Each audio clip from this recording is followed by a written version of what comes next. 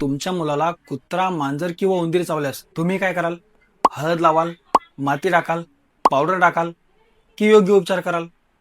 बघा, अनेक पालकांना हे माहीत नसतं की काही चावल्यानंतर सुरुवातीची 15 मिनिटं हे खूप महत्त्वाचे असतात आणि याच वेळी केलेली चूक ही आपल्या मुलांसाठी खूप धोकादायक ठरू शकते.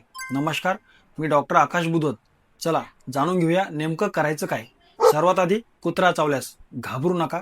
जी जखम आहे तिला वाहत्या पाण्याखाली किंवा नळाच्या धारेखाली 15 मिनिटं साबण किंवा स्वच्छ पाण्याने धुवायचे. त्यानंतर बेटाडीन किंवा आयोडीन सारखे अँटीसेप्टिकचा वापर करायचा आहे.